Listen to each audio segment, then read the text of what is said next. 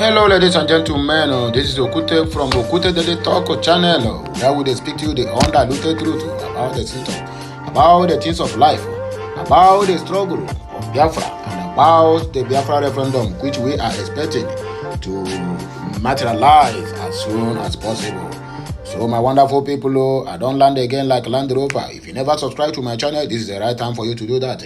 Make sure you turn on the notification button so that you'll be getting updates each time we go live or post something new on this channel or any other channel related to Okute Daily Talk. Please, without taking much of your time, make on I hear this breaking news. This one is coming from our own Ipob. Ipob don't review those who behind the U.S. Embassy convoy attack. Says P2B's mandate is divine. And I don't hear them because when I give this news, I said that.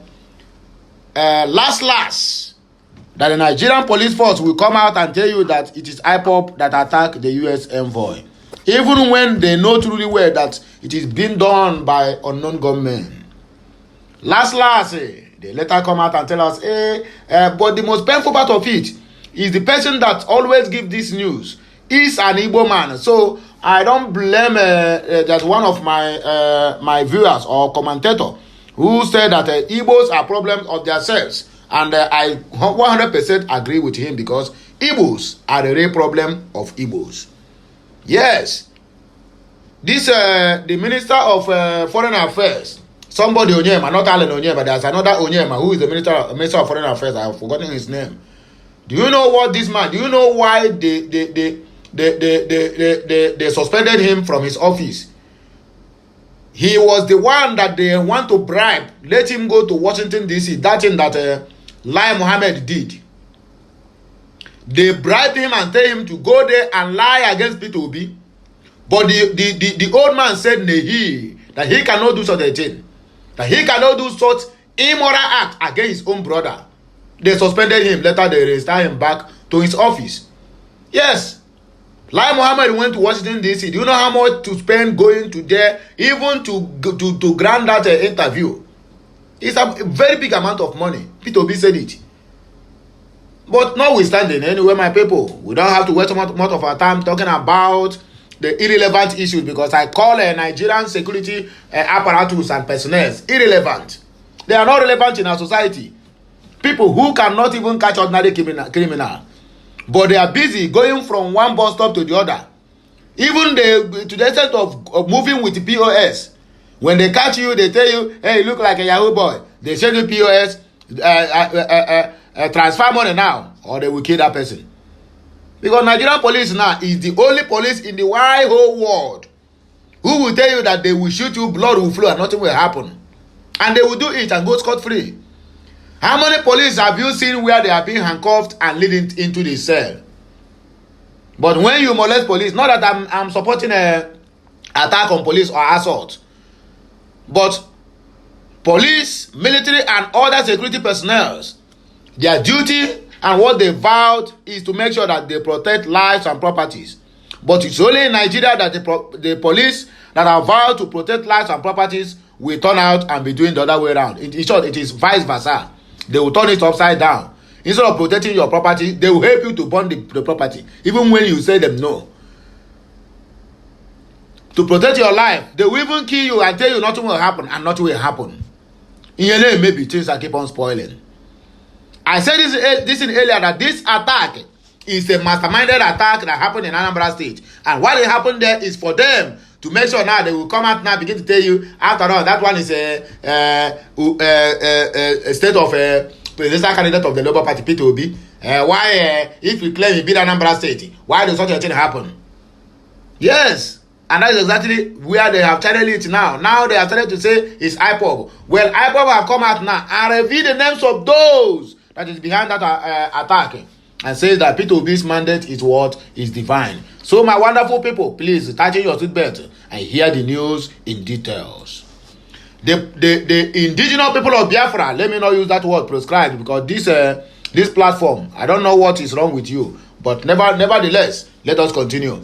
The indigenous people of Biafra, Ipob, has distanced itself from the attack by unknown gunmen on a U.S. embassy convoy in Anambra State. In a statement by its spokesperson, Imam Powerful, Ipob said those accusing the group of being behind the attack on the U.S. Embassy convoy are the real masterminders. And I can tell you the gospel truth is that is the truth. Because it's only in Nigeria you will see somebody, they will go inside the bush and the knock boy and come out and begin to ask you, where be civilian? Who do that thing? The security operatives, they know what they are doing. And they are the masterminder of that attack. You can quote me wrong, and I will give you instances.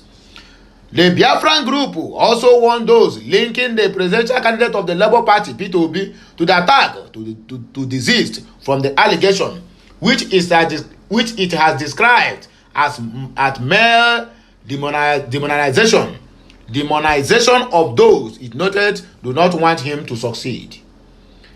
According to Ipob, Peter Obi's mandate is divine and can never be truncated by anyone. Southeast killings. The group said those behind the Anambra attack were also responsible for the killing most of the East innocent members in the Southeast and assassinating top individuals.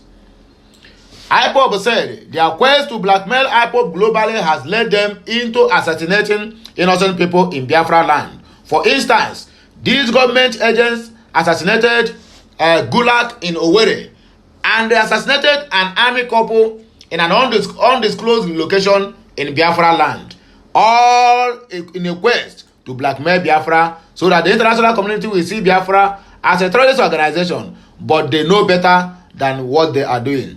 In fact, Nigerian government have tried in many ways possible to make sure that they blackmail Ipob, but the game they are bringing is outdated games, my brothers and sisters. The games is outdated. They assassinated Dr. Akunyili in Anambra, late Dr. Akunyili's husband. In all this and many more of the state-sponsored murder cases, Ipob was accused, and to date, police never investigate any of them for you to know that they know what they are doing. Imam Powerful claimed that the group intelligence unit saved the former British High Commissioner from assassination in the Southeast. He said, if not for the intel from the Ipob M branch on the plans to assassinate ex-British High Commissioner Catriona Leang in 2022 and the warning from Ipob leadership for her not to visit Southeast, they would have assassinated her too, and they will do what? They will blame it on Ipob. This recent attack on the U.S. Embassy convoy is likely another state-sponsored attack to discredit the peaceful Ipob movement and to make Southeast more unsafe for investors to continue coming to Biafra to invest. Again, they are late because our call for investors have already started yielding fruits. Peter Obi, he added, those linking our dear Peter Obi to these attacks on U.S. Embassy convoy are the ones that fingers are pointing to regarding the crisis happening in the Southeast region. There is no way they can link innocent Peter Obi to it because he is from Anambra State. Does that mean that all the attacks happening in Adamawa State and Katsina State were caused by Atiku Abubakar and Buhari in Aso Rock respectively? But all this, what will I call it? All these cows moving here and there, calling themselves human being, they will easily believe somebody like Adamu Garoba. He will come out now and tell you, oh, Peter Obi State is not safe. But look at what is happening in Katsina, even our own president's own state. His own cousin, on the night of their wedding, was kidnapped when she went to the farm just to harvest some crops for the party. President Muhammadu Buhari's own cousin, either distant cousin or whatever, was kidnapped. And they have to pay ransom before she can be freed. But Adamu Garoba will come out now and tell you that Anambra State, Peter Obi never do anything. Look at Anambra State he built, like this, like that. Begin to voice out some unnecessary statements that is not even in line with what we are talking about. No matter how ESN security work is, it can never be for deemed good or right by the Nigerian government and its security agents. What is the justification to link Peter Obi to the criminalities going on in the Southeast? Joram Hao, please help me ask them. Can it also be said that all the banditry and terrorism happening in the north or in the northern Nigeria is masterminded by their criminal politicians whose evidence shows that they aid and abet terrorists? That is the question that is left for them to answer. We are aware that several terrorists and bandit groups in the north are sponsored by the unscrupulous elements around them there. We shall be acting. Why are they mentioning P2B in the attack of the US convoy?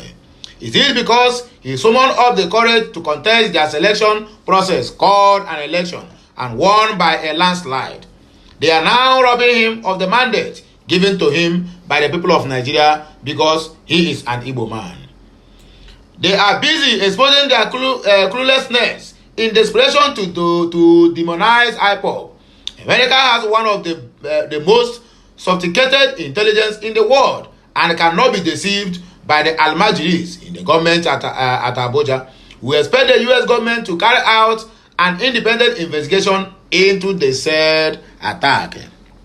US, when I don't hear them, so make una do what? Make una carry on an investigation. I know say una go do well. But the fact that you people have already begun to congratulate the president-elect, it means that even you people found out the truth, you will still come back and tell us that it was Ipob, because that is exactly that will be the end result. Jibrin exposes details of conversation with Ganduje, reveals why Tinubu met with Kwankwanso, a chieftain of the New Nigerian People's Party, NNPP, and lawmaker-elect Abdul Mumin Jibrin had revealed why President-elect Bola Ahmed Tinubu met with the Senator Rabiu Kwankwanso in Paris, France. In an audio message he sent to the nation on Sunday, Jibrin said the deal made for a national unity, cohesion, and development. Jibrin, a former chairman of the House of Representatives Committee on Appropriation, said there's no need for anybody to be jittery over the Tinubu's meeting with the former Kano governor, stressing that the president-elect would not abandon those who supported him. Okay, indirectly, Kwankwaso worked for him, right? Okay, he stated that the former Lagos State governor consulted with Governor Abdullahi Umar Ganduje before the Paris meeting. Jibrin added that the governor and Kwankwaso could sort out their differences. He said, I don't believe that the president-elect will abandon people who supported him for anything. Again, what is the paramount to him is the national unity, cohesion, and development. And I hope so. Also, don't forget that Kwankwanso and the president-elect have come a very long way. This is something that many people should know and aware of. They have been friends since 1992, when Kwankwanso was Deputy Speaker of the House of Representatives and President-elect was the senator chairing the Committee on Finance and Appropriation. Likewise, they were governors in 1999 and they related very well. And again, they continued their relationship when Kwankwanso was the Minister of Defense. The president-elect was still the governor of Lagos State. The relationship between continued until 2011 when Kwankwanso returned as a governor and Asuwaju was a leader in the opposition movement, and both of them worked very closely to establish the APC, All Poverty Congress. I think these are the parameters from which they want to peg their relationship and take it up from there. Like every other Nigerian, I was very shocked when I listened to that audio, but I think the most important thing is to confirm to you that Governor Ganduje was consulted and he himself confirmed this to me. Ganduje told me in clear words that the president-elect invited him and told him that he is planning a meeting with Senator Rabiu Kwankwanso. He asked Ganduje if he has any objection to it, and Ganduje told him that he told the president-elect and he has no any objection to it. So it's very unfair, very extremely unfair to the president-elect to be portrayed in bad light before the public by Governor Ganduje, who knows very well that the president-elect consulted him before that meeting. He confirmed that to me clearly. It is very, very unfair to the president-elect, according to Jibrin. On the differences between Ganduje and Kwankwanso, Jibrin said, After confirming to me that the president-elect told him that he will be having a meeting with Kwankwanso, whether he will object or not, of which he said he has no objection. He told me he has no any problem with Kwankwanso. He, Alhaji Ganduje, said his only issue with Kwankwanso was just that lately Kwankwanso has been attacking him. Promptly, I also told him he is guilty of the same because he also, at several fora, has been attacking Kwankwanso as well. I said to him that I believe that as a leaders, that both of them can sort out themselves. I promised him that I would convey his message to Kwankwanso, and that was how the conversation ended. I remember this our Afrobeat singer, where his name be Shehu Kuti, the son of the late legend Nicolas Kuti. Now they don't give him general overseer inside prison. Well, I know they finish. Shebi say no the hear word. Government don't humble you now. You came out after slapping a police officer. You still have the gall to go on a live video and say you have slapped many police officers that they cannot do you anything. Now they are giving you a new title. Hey, Afrobeat singer Seun Kuti, named general overseer in prison. The Afrobeat singer and the son of music legend Fela and Nicolas Kuti, Seun Kuti, has been detained at the State Criminal Investigation and Intelligence Department, SCIID, Pantiyaba, Lagos. Remarkably, he has been dubbed the general overseer of his cell by the fellow inmates, complete with a blue as a symbol of his new role. Wahala no dey finish. The coronation did not come without some initial resistance from the inmates. Following his arrest on the May 13 for allegedly slapping a police officer, a claim which resulted in a viral video and a warrant from Inspector General of Police, Alekale Baba Ahmed, Kuti was placed into a cell after interrogation. Initial reaction from other inmates were hostile, demanding his removal from the cell. Kuti, however, managed to negotiate peace by promising the inmates 25,000 naira, which he arranged for his wife to deliver. This act secured his acceptance within the cell and allowed him a place to sit. Shebi say no dey hear word. Police don't humble you now. He dey fight with authority. According to source that spoke with Vanguard, reacting to the uncomfortable circumstances, Kuti refused to eat any food provided, including meals brought by his wife. His hunger strike persisted for nearly a day and a half before he started eating. In a surprising turn of events, the inmate then bestowed upon Kuti the title of General Overseer of the cell, presenting him with a Bible. The source revealed that Kuti currently leads the inmates in prayer season as needed. Visitors to Kuti included his elder brother, Femi, other family members, friends, and his lawyers. Police response to allegations of a media trial. The police have denied allegations made by Kuti's defense counsel that he was paraded publicly, insisting that that only his photographs and fingerprints were taken as per the procedure. They have asked the defense to avoid engaging in a media trial and allow the judicial process to proceed normally. Meanwhile, the Chief Magistrate Court, Sabo Yaba, has granted a 4-day extension of Kuti's detention to allow for further investigation into his case. Ohanaeze Ndigbo appoints Ibe into advisory council. The Ohanaeze Ndigbo Worldwide, Abi Ohanaeze Ndori, has appointed Professor Gregory Ibe as a member of its Presidential Advisory Council. Ibe, who was the governorship candidate of All Progressive Grand Alliance, APOGA, in the March 18 governorship election in Abia State, was appointed into the advisory body of the Apex Igbo organization in a letter dated May 20 and signed by Chief Emmanuel Iwanyanwu, the President General of Ohanaeze Ndori. According to the appointment letter, Ibe, who is the founder of Grigoro University, Uturu, was appointed based on his selfless service to the Igbo nation in general. The inauguration of Ohanaeze Ndigbo Advisory Council will hold on June 9, 2023 in Enugu State. Resign if you can't stop extortion. Senator-elect Nwa Ebonyi tells Inspector General of Police. The Senator-elect Barrister Onyekachi Nwa Ebonyi, representing Ebonyi North Senatorial Zone, on Sunday said that the 10th National Assembly will summon the Inspector General of Police, Usman Alikali Baba, to account for the various funds extorted from innocent Nigerians at checkpoints. Nwa Ebonyi, who spoke to newsmen hours after a Thanksgiving service that took place at the Economical Center, Abakaliki, capital of Ebonyi State, called on the IGP, Usman, to resign from office if he will not stop the extortion at checkpoints.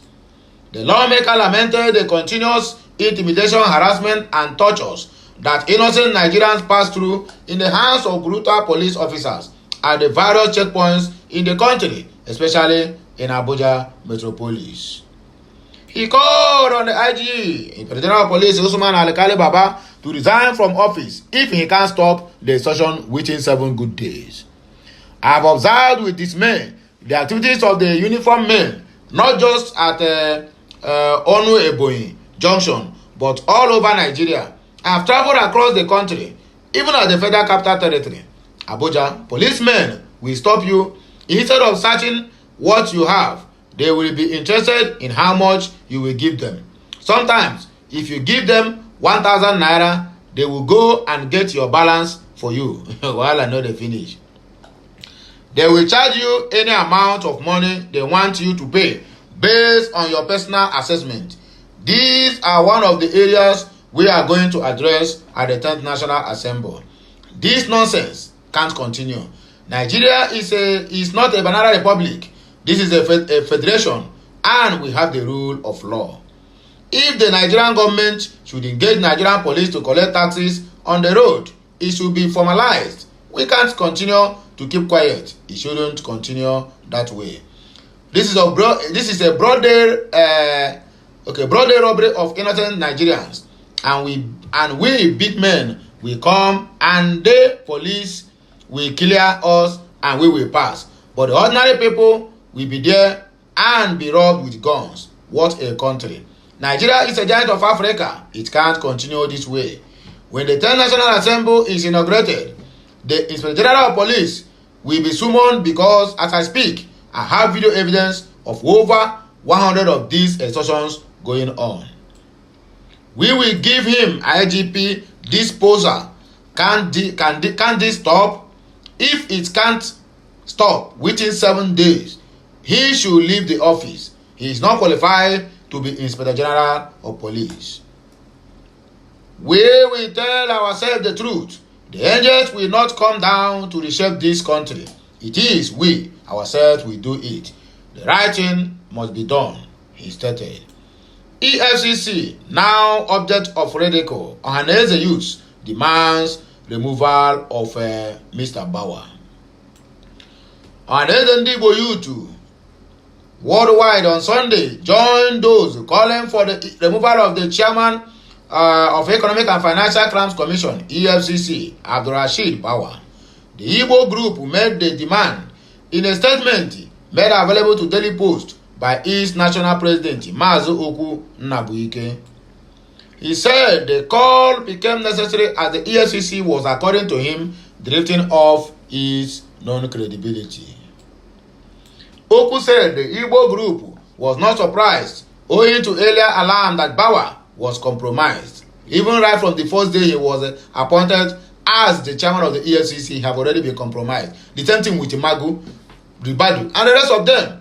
He said this came to the fore when he unleashed the commission on Senator Ike Kuremadu, a victim of circumstances, who was then facing charges in the United Kingdom.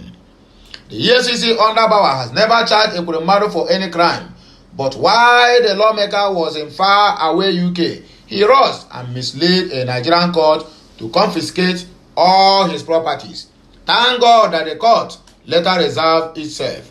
This is just one of the major unholy and sponsored jobs of the EFCC under Bauer.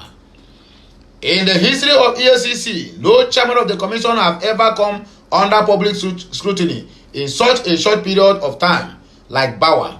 The same goes for many of the staff under him, justifying the aphorism like father, like son. A few days ago, it was even reported that 2 of the staff members killed another colleague while they were fighting for exhibits they gathered from. This shows how dirty the commission has become. They are fighting over what they recover from a suspect, and the 2 gang up and killed another. Till today, nobody hears about news. That news have been forgotten. Nigeria, on our way down. Apart from the corruption fight taking a nosedive under Bauer, it is also no longer news that the EFCC under him has totally become a tool for political witch hunt. It is now merely being used to settle political scores. Oku said, based on the foregoing, it is time for Bauer to pack his bags and luggages and step aside as the chairman of the EFCC. We even expected that he should have resigned on his own voluntarily, judging by some weighty allegations against him. 2 times, this chairman of the EFCC have been sentenced to 3 or 4 months in Kuje prison respectively, but none of them was honored. Till today, our court, our dear judiciary, have said nothing about it. The Inspector General of Police have been sentenced to also 3 months in Kuje prison. None of them honored the invitation. But let that thing now happen to Igbo man. Look at what they did to Rochas Okorocha. A complete governor, a presidential aspirant for that matter. The EFCC have to broke into his own. They scatter his house to make sure they got him arrested. But look at all these ones. Because they are the power that be. Because they are the one being chosen by the power above. They are above the court. The court cannot say anything about them. Even if you sentence them, whether they are present or an abstention, they are not going to answer that call. However, let us continue. Any eye when they cry, they see. However, since he's not ready to toe the path of honor, we advise President Muhammadu Buhari to do the needful by purging his governor of all the ridicule brought upon his avowed anti-corruption stance by Bauer and the EFCC under him. All of them are corrupted, even the so-called president.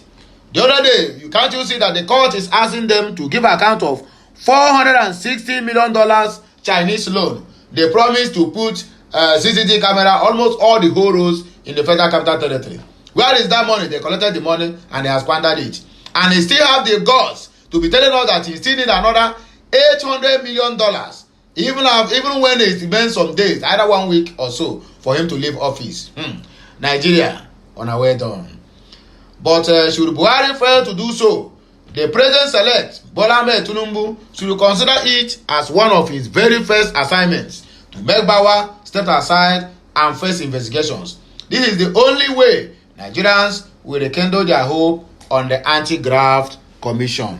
Under the hearing, that's what the thing. 10th National Assembly, Igbo statesman Ibe berates APC zoning formula, insists on inclusion. Professor Gregory Ibe, a governorship flag bearer of the All Progressive Grand Alliance at the just concluded 2023 general election in Abia State, had described the zoning formula recently announced by the National Working Committee of the All Poverty Congress ahead of the election of principal officers of the 10th National Assembly. They called that the All Progressive Congress had endorsed Godswill Akpabio as Senate President and Jibrin Barau as the deputy. Abbas Tajudeen was endorsed for the House of Representatives Speaker. Then Benjamin Carlo as his deputy. Then Ibe Elia, who is also the convener of the World Igbo Summit, frowned at the APC zoning formula for the principal officers of the 10th National Assembly, describing it as totally discriminatory and the manifestation of the non-inclusive stance of the party against the Southeast. In other words, Igbophobia. Ibe's opinion is contained in a press release issued on Sunday by Reverend Slek, his Director of Communications and Strategy, rejecting the zoning arrangement by the APC maintained that if the party goes ahead to implement the zoning arrangement as announced, it will be inadvertently sustaining the parochial apartheid policy it introduced against the Southeast region during the present Buhari-led administration. He said the attention of the leadership of World Igbo Summit Group has been drawn to a purported zoning formula by the ruling APC for principal officers of the 10th National Assembly, which from every indication encourages the promotion of a punitive culture of discrimination and marginalization against the Southeast. By willfully marginalizing the Southeast, who zoning the officers of President, Vice President, Senate President, Deputy Senate President, and the House of Representatives Speaker, APC is simply advancing the parochial agenda of exclusion, which was introduced through this present administration, propagation of the 95 and 5% ditch money, and dot in a circle stigmatization. Ibe called for outright rejection of the zoning formula, saying it will further polarize the nation through divisive policies, which tend to discourage inclusiveness, equity, and fairness. So my wonderful people, my viewers and subscribers, now here we go take back our kaya. At least when I don't hear them, how the team take waka, or I don't hear the news, how they want to include the P2B and the Ipob on the just concluded attack of the US embassy convoy at the Envoy. So make on you was, make on tell me what you think at the comment section. I'll be right back also to comment on my own, because once you comment, I will also reply. So have a nice day. Subscribe, share, like, and comment. It is very, very necessary. May the Almighty God bless us in this new week, that all that we have prayed in the weekend must surely be made. Amen and amen and amen. Have a nice day, my people. May the God in heaven bless us all, the Father, the Son, and of the Holy Spirit. I am signing out. Bye for now. Que Messiano.